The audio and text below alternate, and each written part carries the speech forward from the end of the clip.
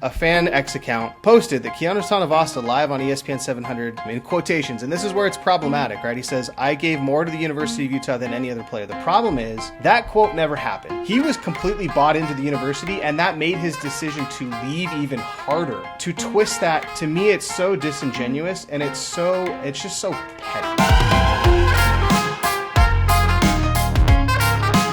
Hello and welcome to the Loyal Cougars podcast. I'm your host, Jake Edmonds, alongside Brandon Gurney. Brandon, you're back for a second time. We didn't scare you away. No, it was fun. Very happy to be back. Lots of things to talk about. Love it. I love that you guys are doing this. So this is a podcast, as you know, and as people that have watched this show know, where we talk about what the fans are talking about. And I love that we're having you on today because there's been a lot of fan talk about the news of last week, which was recruiting. We'll also get into kind of media day and Big 12 media day specifically and what happened there and what people were talking about. But this was a big week, Brandon, for recruiting at BYU. Not only because, obviously they've already signed Ryder Lyons and that was a huge day, but you add to that the pickup that they had last week, just in the sheer volume and quality of guys that they got from Monday last week to today. Jackson Gates, Jax Tanner, Braxton Lindsay, Nehemiah Cologne, just to name a few. And I think this is, it's big news for BYU because BYU has traditionally, at least in recent memory, have not been able to pick up guys like this over almost an entire recruiting cycle, let alone a week. Yeah, it's the name I've been thinking about today, and I always go back in the past and compare it to what I covered with BYU back when I was the guy covering basically everything. And I'm thinking of the name Josh Quezada. I don't know if you remember Josh Quezada. Juice, yeah. Juice, right? Yeah. He did the cap thing, non-LDS kid, and BYU won that recruiting battle over Utah and some other schools. And I thought it was one of the most extraordinary things ever. I grasped onto that because BYU didn't win those. And it got to the point where BYU's not even winning a lot of those with LDS kids from out of state. What's happening is absolutely extraordinary where they're not just winning a couple of these. They're not just batting 50%. They're batting 80, 90%. And so it's to the point, it's like when a kid announces, like, I don't know when this is going to be posted, but Bywater's announcing tonight where it's going to be an absolute shock if he goes anywhere but BYU. They're getting every single one of these guys. They go on the official trip. My good friend Casey Lundquist pointed this out. They had 10 guys, non-committed guys on their last big official trip weekend. They've now committed 9 of those. 9 out of 10. And these aren't just under the radar guys with non-competitive offers. Every single one of these guys have competitive offers. Oregon, Utah, and BYU's beating them every single time. It's absolutely extraordinary what we're seeing with BYU athletics. Basketball was kind of the forebear, and we've been wondering, why can't football do it? Well, I mean, it's not to the level of basketball yet, but it's getting there. I think BYU's 17th overall nationally, according to the 247 Sports rankings. That is so much higher than we've ever seen for BYU athletics. And you have to credit Ryder Lyons for a lot of it. Planning that, flagging the 5-star recruit, yeah, you want to play with that. And recruiting can be a momentum thing, but I think BYU's selling a lot of things on their recruiting trip that's really playing to these guys. As far as just structure, culture, Kalani's just magic in front of people. But also I think just the foundation of making money and being productive has been a thing. A lot of BYU fans want to back, no, we don't want to talk about NIL. No, it's a thing. And BYU's done really well. And I think what's helping BYU is you can just float numbers as, we'll give you this and not that and this. But I think there's a credibility aligned with NIL that's probably in the back rooms where you hear about kids not getting paid, the structure's not there, what's promised. But I think BYU's built some credibility with its NIL that's probably lacking in some other programs with this sustainability. And I think recruits are seeing that. And maybe more importantly, their parents are seeing that. And it's absolutely a thing. So if you're a BYU fan out there and you don't want to admit that NIL is a big thing, I don't get that. BYU's really done well with it, and it's a credit to the program. It's part of recruiting now. It's part of the thing, and BYU's really ahead of the curve in that regard, and it's paying off big time. Yeah, and it'll be interesting to see if, because NIL is such a moving landscape right now, it'll be interesting to see if BYU can still capitalize 5 years from now on the same type of strategy, because even just this last week we saw that a ruling came down, I think from the NCAA, or from the clearinghouse, that they weren't going to accept NIL collectives that don't offer any services or goods, right? It's if an NIL is offering kids money to basically play at a school, the clearinghouse is not going to accept those offers to kids. And so, and again, that may not actually go through. There's going to be lawsuits. That may not actually happen, but you're going to see a lot of back and forth, I think, with the way the NIL landscape is shaping out to be. But just to give some context to those players that signed this last week, Jackson Gates had offers from Michigan State, Syracuse, Utah, Mississippi State. Jax Tanner had offers from Tennessee, Oregon, Michigan. Braxton Lindsey offers from Oklahoma, Arkansas, Miami, Baylor. And then Nehemiah Cologne had offers from Michigan State, Baylor, Texas Tech, and Arizona. So as you mentioned, like these are top quality schools recruiting these kids. Now, are these kids their top targets? Maybe not. Like these are 3 and 4 star kids, and Auburn's probably looking also at 5-star kids, and Oklahoma's looking at 4 and 5-star kids. And so that's not to say that Oklahoma's missing, their gnashing teeth, right? Missing out on Braxton Lindsey, but it's still a guy that big name schools like Michigan State, Oklahoma, Arkansas, Baylor are looking at, and they are actively recruiting and they are offering. And for BYU to pick these guys up and beat them as well as Utah in these in-state battles, to me it shows kind of a shift in the landscape of where BYU's at in recruiting. As you mentioned, BYU's at the top of the Big 12 right now in recruiting class. They're number 21 in the country. I don't remember the last time BYU's been in the top 25 recruiting in the country. And I don't remember the last time BYU's beaten Utah in a recruiting battle in terms of ranking. I think Utah's right now in the 50s or 60s, maybe 40s. But BYU is out recruiting not only Utah, but everyone else in the Big 12. And I don't think I've ever seen something like this before. Yeah, there's a lot of factors that are coming into play, but credibility is the big one.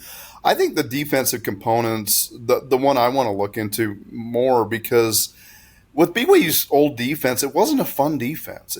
You were recruiting defensive linemen. It's like, hey, hold the block. We're going to play 30 fronts, and we're going to drop in coverage and hope for the. No one wants to play in that, especially when it's not productive. What you're seeing with Jay Hill, that was a big thing last year. That was a fun defense.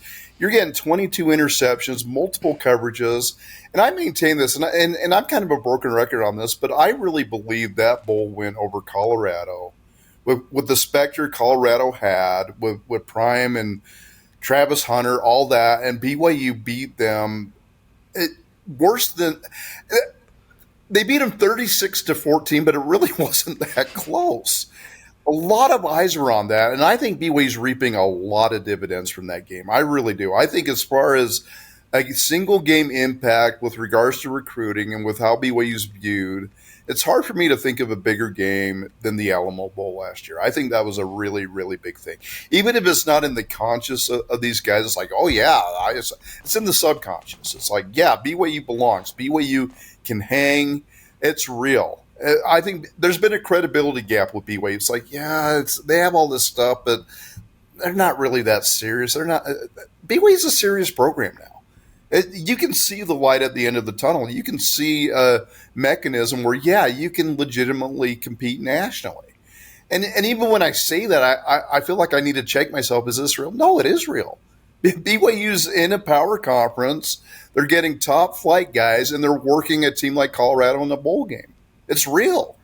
They're hanging with Arizona State, who hung with Texas, who went to the national champion. It's BYU can hang, and it's really, really exciting for fans, but particularly for recruits, because all that other stuff's still in place. Where BYU has that extraordinary sell point to the LDS community and other like-minded individuals.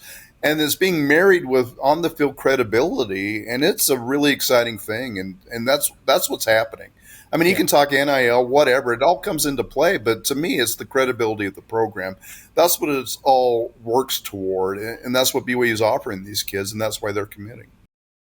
This episode is brought to you by Aptiv. Aptiv believes that every home should be enjoyed. They tailor their pest control treatment plans to target pests when and where they're most active. Plus, if you see pest activity between treatments, Aptiv will return to take care of the problem at no additional cost. It's their way of making sure every customer is satisfied and every pest is controlled. If pests stay away, Aptiv is why. Visit AptivPestControl.com/loyalcougars or call 844-966-4787. Mention this promotion to get your initial treatment for just $29. That's AptivPestControl.com/loyalcougars or call 844-966-4787. Terms and conditions apply. Get home field advantage with Aptiv. Looking to get your brand in front of BYU's most engaged fans? The Loyal Cougars podcast and Cougar Board are your perfect match. Cougar Board is the largest online community of BYU fans with thousands of posts every day. The Loyal Cougars podcast is the official podcast of Cougar Board, and we have sponsorship opportunities available for both the podcast and the site. Contact us at sponsorships@loyalcougars.com, and we'll help your message hit home with the Cougar faithful. Again, that's sponsorships@loyalcougars.com.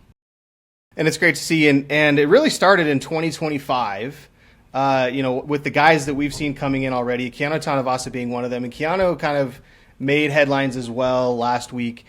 And I don't think it needed to. It was such an odd situation, and I think BYU fans probably all know what happened. But just to catch those up that didn't see the news, Keanu Tanuvasa went during Big 12 Media Day, as they do. They kind of make the rounds. By the way, let's take a step back real quick. Can I just talk about how much I miss Media Day being in Provo and BYU having its own Media Day? Now, I know that I didn't go to Big 12 Media Day. I know you didn't go to Big 12 Media Day. But to me, I've been to Pac-12 Media Day when Utah went, and I was at KUTV. I covered that with Adam Mikulich.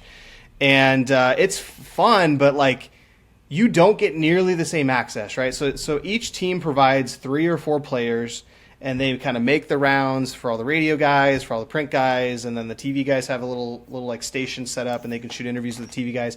But you really only get access to like head coach and 3 or 4 players of the team that you are covering, and then really you're done. You kind of have to kind of piece stories together by talking to players from other schools, but you don't get the same access. And at BYU, at their media day, they brought out the red carpet, it felt like, for the media. Oh, yeah. And I really miss that.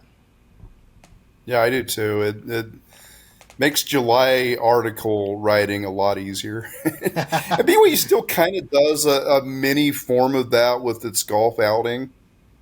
I'm really thankful for that. I was able to write an article on the receivers just yesterday that I wouldn't have had otherwise. So BYU is kind of doing a mini media day with their golf tournament. But yeah, and I'm really thankful for that. But we've always expected BYU to be more media friendly with Kalani as opposed to Bronco, and I think you're seeing that. I think you have seen that in recent years. But yeah, I'm with you. I miss it. Yeah.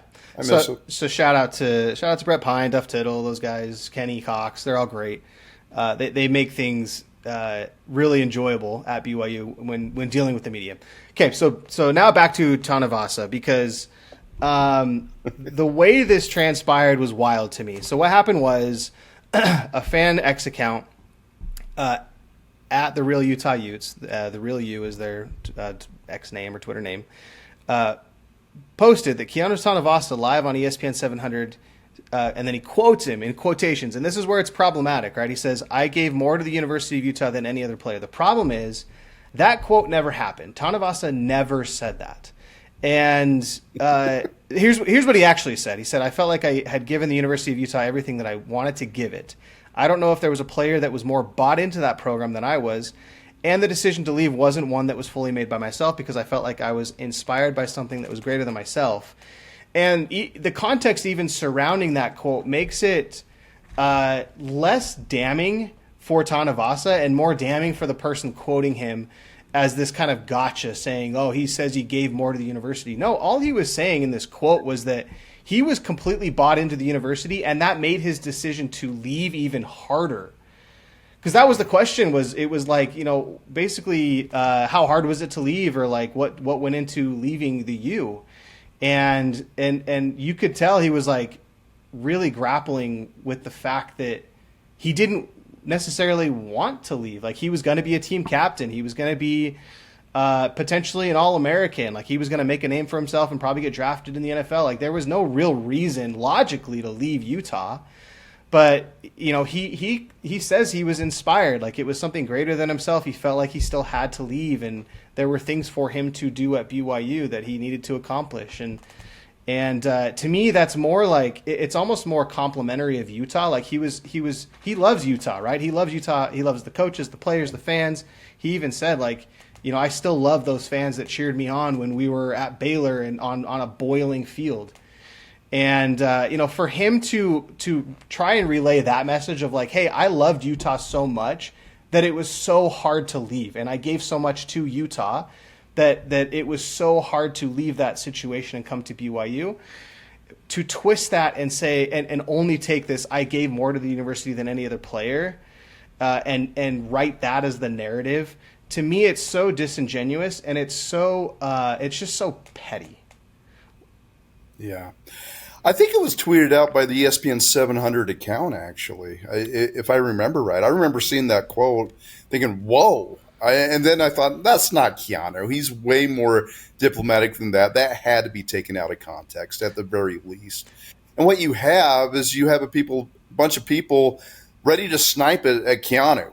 It's a hard thing to deal with Utah. Yeah, you look at the prospect of having your number one disruptor on that defensive line, and you're going to transfer to BYU? Are you kidding me? That's a significant thing. That's a huge, huge win. And what you're seeing from the University of Utah, and I've seen people downplay it, he was injured, wasn't really that impactful, and you try to diminish that. But I think deep down inside, you're seeing Utah's forebear on that defensive front transfer to BYU, and it's hard to really give it reasons that are legitimate that this is still a good player that did the right thing. So you want to grasp at things, he's a bad guy, wasn't that good and all that. But the reality is you lost him. And that's a big thing. It's a really, really big thing. And I think what you're seeing from fan accounts, some media accounts, are people still expressing a lot of consternation with that and a lot of worry that Utah is losing its grip on what it established for 10 years, which was complete dominance over BYU. And you're seeing it crack in a lot of different ways. BYU's winning almost every recruiting battle over you now. They've won 3 straight over you, and you're losing your best players to that program. If you're not worried, if you're a Ute fan, you're ignoring reality. And let me preface this by saying I think Utah's going to be a really, really good football team this year. Yeah. They still have a lot of good talent there. BYU's going to be up against it.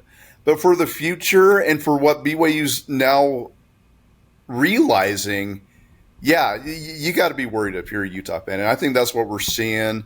And you just want to believe that Keanu is not what he was at Utah. And you want to apologize for that. And I think that's what we saw. And unfortunately, Keanu's the guy that they lash out at. It's ridiculous, but it is what it is. Yeah, and he's, based on interactions that I've seen, I've never interacted with him in person. I've only seen interviews on the radio or TV or quotes online. He seems like such a humble guy, like such a sincere and genuine guy. And like, I don't know if, again, like I've never met him in person, and so I don't know if that's just a facade, but it's just like that's like Jaren Hall leaving to go to Utah, and BYU fans just ripping on the guy and calling him all these things and saying he's disingenuous. Like, Jaren Hall is one of the nicest, most professional athletes to come through BYU. And, for sure. And I just can't imagine that happening. And I think the same with Tanavasa is, he just seems like the most like compassionate, sincere, genuine, nice athlete. And they're just crapping on him because he left. And maybe it's because of how he left, right? He left at a pretty bad time, and he says that he gave his all or whatever, and yet Utah fans are like, well, obviously you didn't give your all if you were thinking about leaving for BYU midway through the season. So I don't know. They just like take everything he says and they just put it under a microscope and try and flame as much as they can out of it. I posted about this though, and I rarely post on Cougar Board, but I said, remember when Utah fans used to be able to use scoreboard and winning streaks as smack talk? I, for one, am soaking up this Tanavasa tussle because it means BYU is winning and Utah is coping. So to your point, yeah, they're grasping. And I actually agree with you. I do think that I think that last year isn't indicative of how they're going to be this year. Now, I do think that a lot of it is going to hinge on Dampier, and this is not a Utah podcast, so we are going to preview Utah next week, but we can do a little bit of a preview here. I think their season is going to hinge a little bit on Dampier, both his performance and his health, if he can stay healthy. Yeah. But I do think Jason Beck is bringing in a pretty good offensive style, and if he has a quarterback that can run it, which Dampier can, we've seen, I think they're going to be a good team. They're going to make a bowl, right? They're going to be way better than they were last year. They're not going to go 4-7 or whatever record they had. And they're going to be a threat even when they come to LaVell Edwards Stadium. That's going to be a team that BYU needs to worry about. And so for the time being, yeah, we can celebrate. We can talk about these recruiting wins, and we can talk about Utah complaining about non-football, non-actual on-the-field football things. But at the end of the day, they're still going to be good this year, and BYU fans need to kind of be humble about that and acknowledge that Utah isn't, they're not long-term going to be bad. I did want to call this out, though, because this is where it gets kind of dangerous with the Tanavasa misquote. As you mentioned, media members started posting about it, and it becomes dangerous because the job of a media member is to confirm, right, to verify information. And I don't know if Alex, so let's talk about this. So Alex Markham, we've talked about Alex multiple times on this show, and so this is we're just going to start making a segment called the Alex Markham segment. But he needs to like worry about Utah. Like it's just too much when he talks about BYU, and he knows what he's doing, and he knows he's riling up BYU fans, and then when he gets criticized by BYU fans, he like hides under a rock and pretends like he didn't do anything wrong. And what he did here was he retweeted this quote, right? That I gave more to the university than any other player, and he says, I want to give him, so Keanu, the benefit of the doubt, but he's begging to be public enemy number one with Utah program. He had one impactful season at a position that Utah constantly churns out talent. He thinks too highly of himself. Put the mic down and put your phone away. New. And I think they're coping, right? He was a phenomenal player, and sure they do churn talent at the defensive line, but like I don't think they're going to be able to replace him this year.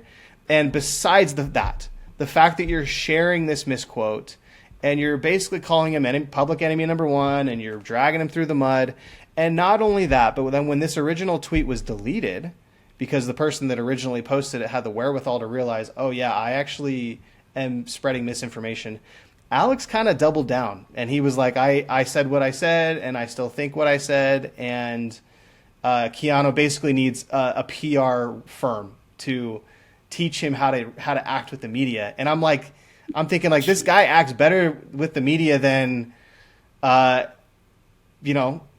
most of, I'm not going to say Utah players, but most college football players in general. Who was it? They so poo-poo, right? Who was that? It was plays for the Ravens now. Oh, Huntley. Yeah, Huntley. Tyler Huntley. Huntley. And Huntley. Yeah, Huntley. Tyler Huntley. And so it's like, dude,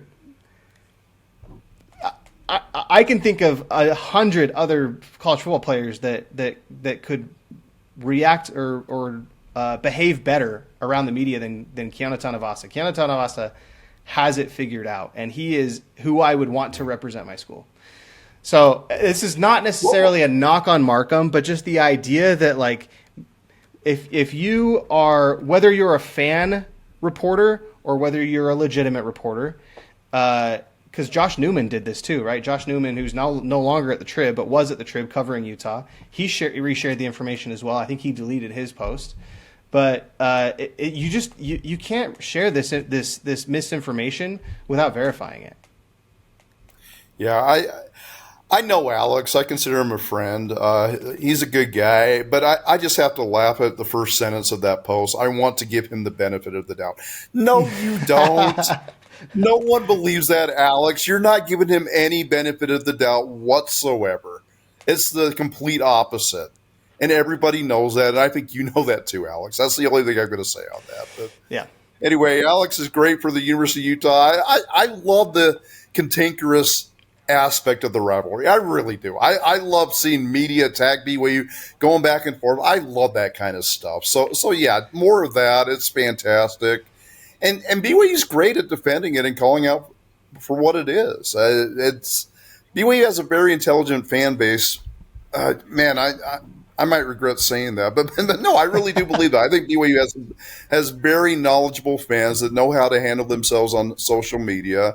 And I think it became what it should have been, and I think it was rebuilt, and I think it even made Keanu look stronger as a result of that by the pushback and by just the realization of what it really was. Yeah. So just to kind of put this into BYU terms, I asked you, and I actually looked this up myself, but I was like, let's look for some former BYU players that transferred to the U that have kind of the same animosity from their former fan base as Keanu Tanuvasa, and I actually could not find more than like 2 or 3 guys. So here's my list. My list is Francis Bernard, who we're all very familiar with, and then I actually couldn't really think of any other like players that went to play at Utah, but I did put Kyle Whittingham because he played at BYU and is now coaching at Utah, and then I put Jason Beck, and I actually don't have any animosity, and I don't know if fans really have much animosity towards Jason. Personally, I don't, because he was part of one of the best, one of the most entertaining BYU football teams that I remember watching, which was the 2006 season. But Francis Bernard is kind of the top of what comes to mind in terms of like BYU football players that transferred to Utah and were, criticized or kind of harbored this, or not harbored, but developed this kind of animosity from their former fan base. Are there any more that you can think of? I think John Henry Daly has the potential to be that guy. Yeah. Just because I think he's going to be really good for Utah. I think he's going to be phenomenal. But, yeah, other than that, I just want to point out who I believe, and I sincerely believe this, the most hated BYU player ever as far as the University of Utah is concerned, and I have no doubt about this, is McKelly Wesley. Okay. They hate McKelly Wesley. And I know this isn't part of the topic, but I just want to bring this up is my sister's husband's family are big-time Ute fans. They're about the nicest, most calm people you'll ever meet. Just great people, right? Don't offend anything. You talk to them about McKelly Wesley, they cannot stand him to this day. It just irks them. And I just think it's so funny because I know McKelly and I know he loves that. He loves that thing. So anyway, I don't know. I just wanted to point that out. But in my mind, the most hated BYU player in the history of BYU of the rivalry is McKelly Wesley. And if McKelly's listening to this, he's going to love that because he loves all of that. But anyway, I just thought that was interesting. Yeah, honestly, I think Max Hall would be up there too. But we could compile probably a list of people because I'm sure there's a lot. But anyway, that was kind of the drama. It's funny that like there was so many like actual stories that came out of last week and what people talked about and kind of the hype of BYU football and yet like one of the most talked about things from Media Day was this drama from Keanu Tanuvasa that he didn't deserve and didn't stir up and had no intention of even creating. So that said, Brandon, we're getting really close, right? We're getting less than we're like 2 or 3 weeks away from fall camp. We're about a month and a half away from the start of the season, and we're kind of doing these early previews of games. And Arizona is next on our plate, and I think Arizona personally is going to be tougher than people think, and I think people are kind of writing them off because they were so bad last year. But they have basically a complete overhaul in who they're bringing in as far as coaches and as far as talent, and who they're bringing back as far as talent on the field. And so I think so. Just to kind of recap last meeting between BYU and Arizona, BYU won 41-19, but it was actually in the box score, your team stats were a lot closer than the score indicated. So BYU had 398 total yards of offense. Arizona had 389. So a 9-yard total offense difference between the two, and a 32-point difference on the scoreboard. 22-point difference on the scoreboard. And so I don't. Again, Arizona was bad last year, right? Their record is bad. They didn't make a bowl game. But I don't think that game was. By the way, I was at that game. I shot the game for KU TV, and it really did feel a lot closer than the score indicated. Yeah, that things kind of fell apart for Arizona at the end of the year. You saw kind of a competitive team, and I think after that BYU game, things kind of fell apart. But you can make a lot of apologies for it, a new coaching staff. But the thing that grabs your attention about Arizona is Noah Fafita. Yeah. And he has a lot of ability. And obviously they lost their coach to Washington right before the start of the season. That kind of put things in flux. You have to reorganize. And I think the second year they're going to be a lot better. Because you look at what Arizona was going to be preseason last year, that they were going to be the team, that they were going to be a legitimate threat in the Big 12. And I think with this conference, it's so competitive and everything's so close. And you give me a quarterback like Noah Fafita, a coaching staff going into his second year, making a lot of necessary adjustments. Yeah, I'm absolutely buying stock in Arizona. I think they could be a disruptor this year. I think they could do – I don't want to say they're going to be the new Arizona State, but it wouldn't surprise me. It absolutely would not surprise me with that talent they have at quarterback. And that's the thing that should concern you if you're a BYU fan. Watching Big 12 Media Days, I wasn't aware of just how flush this conference is with quarterback talent and experienced quarterback talent. And then you have BYU. It's like, well, maybe this guy, maybe that guy. And just that one aspect could be a big factor with how BYU is able to perform. But then you look at last year, well, Sam Leavitt, first year starting, look what he did. Best team in the conference. So maybe it doesn't matter. I don't know. But it's definitely a concern. It's definitely a thing you want to watch out for. And I think Arizona is a prime example. Third year starting for Noah Fafita. Extraordinary ability to run and throw the football. Yeah, you can build a lot of stuff around that. So, yeah, I think Arizona is going to be vastly improved this year. Yeah, it's going to be a tough out. Noah Fafita had a decent 2023 campaign, threw 12 interceptions last year that led the Big 12. And I think part of that is because his offensive line wasn't great. They were okay at protecting, but not – and maybe his receivers were pretty bad at getting open. He did have McMillan, who was a first-round draft pick, and so it's not that he didn't have receivers, but I just think Fafita was not comfortable. And you noticed that in the BYU game. He was dancing a lot in the pocket. Now, BYU had a really hard time, at least early on, getting to him, I thought. I thought Fafita actually did a really good job of eluding pressure, and I think he'll do the same this year. But I think at the end of the day, he just didn't feel comfortable. Kind of like Shedeur Sanders in the bowl game, right? I think Shedeur came into that game as one of the best quarterbacks in taking care of the football, and BYU just rattled him. Fafita can take care of the football, I believe. He just needs to have a better offensive line. And the other thing is too, they bring in Ismail Mahdi from Texas State to run the ball. So he had 1,331 rushing yards in 2023. It dipped a little bit in 24, but he averaged 102 yards a game in 23, number 14th nationally. And so can he improve Arizona's running game, who only averaged 106 yards as a team per game last year? They were like 119th in the country.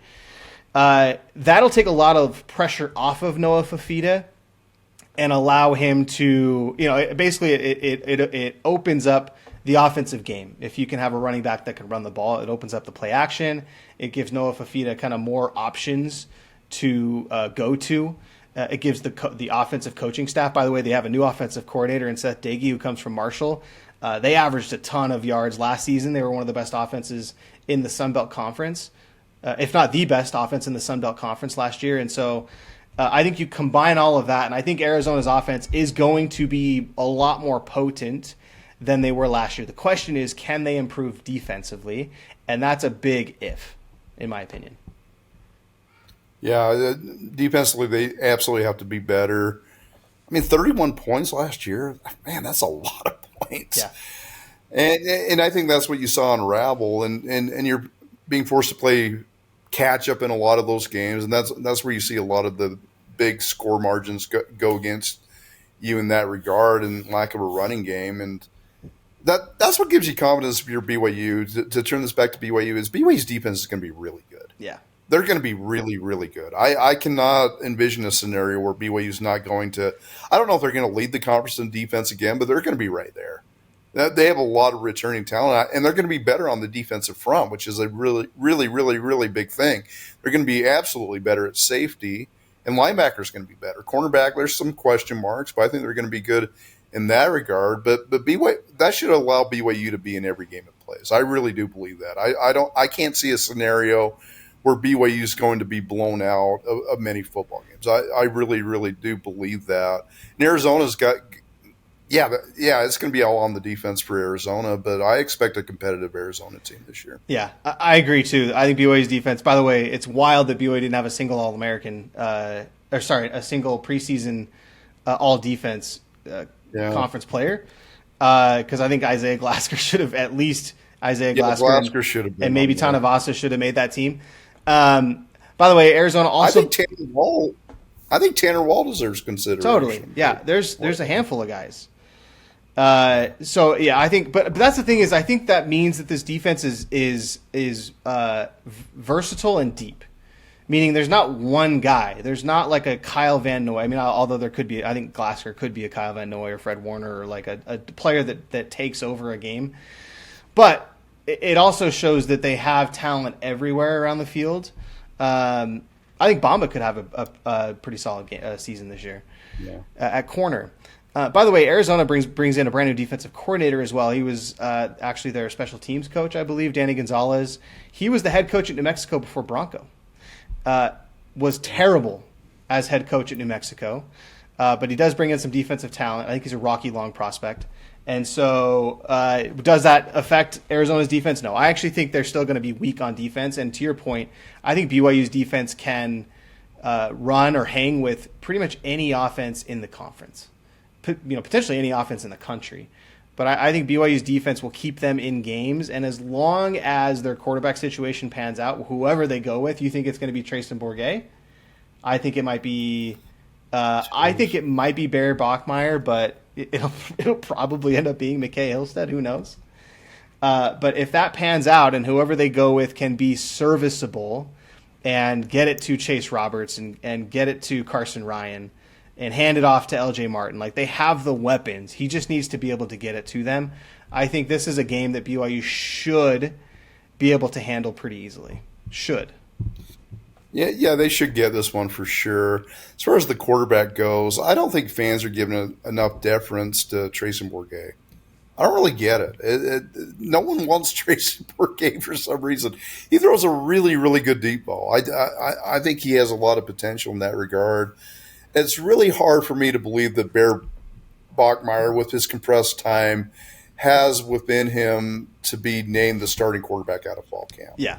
Yep. That's really hard for me to believe that could be something that happens. Something that could happen is for him to emerge mid-season. Maybe because of injury or lack of quality play, he gets that starting quarterback nod. I could absolutely see that. But for fans believing that Bear Bachmeier can enter a fall camp scenario and go against two guys that have more than a year within the system on top of college football playing experience. Yeah. Man, if Bear would have had a spring practice at BYU, maybe I'm buying a little bit, but the fact that he didn't, I mean, I don't want to put anything past the guy. He's obviously very bright. He's very talented, and maybe he can do the extraordinary and be named the starting quarterback out of fall camp. But it would be a shock to me. It would be very, very surprising. Yeah. And it's going to be interesting because I think with McKay Hillstead, the aspect he has is a lot of what he can do and a lot of what's going to make him a good quarterback. He can't really showcase during practice sessions. So that's an interesting component in that regard, with how he's going to match up with Trayson. Because Trayson's probably going to practice better on most occasions. He's probably going to deliver the ball better on time and more accurately. But he doesn't have what McKay has with regards to the run game. Yeah. So it's going to be interesting to see how they manage it in that regard. So. Yeah. Anyway, look at that. It wasn't even on the agenda. We're talking about quarterbacks. I feel like it's going to be like a weekly conversation. Story. You almost have to talk about Yeah. it. It's almost mandated. So. Well, and once fall camp starts, I think we'll get a better idea, right? We'll start seeing. Now, I don't think Kalani – the thing is Kalani's – well, and the problem is Portland State's week number 1, and so I don't think Kalani's really going to – you know how Kyle used to be like, I'm not going to announce my starting quarterback until week 1 or till – late in fall camp. But I don't think Kalani's necessarily going to do that. But we'll probably know during fall camp more so who's gonna be the starter. But we'll probably talk about it every week still. And the closer we get to the start of the season, the more we'll know, I think. All right, Brandon. Thank you so much for hopping on again. We're going to get you on hopefully a few more times before the season starts, and then also during the season. It's always a pleasure to talk to you. You have some of the best insights, at least in terms of recruiting, in terms of knowledge of personnel, and what's going on with the team. So we're always happy to have you on. I appreciate it. Anytime. Okay. This is the Loyal Cougars podcast. I'm your host, Jake Edmonds, alongside Brandon Gurney. If you like what you heard, please head over to YouTube. Like and subscribe, hit the bell to get notified. Also, head over to Spotify, Apple Music, wherever you get your podcasts, and subscribe there as well as we keep this thing growing. Until next week, we'll see you.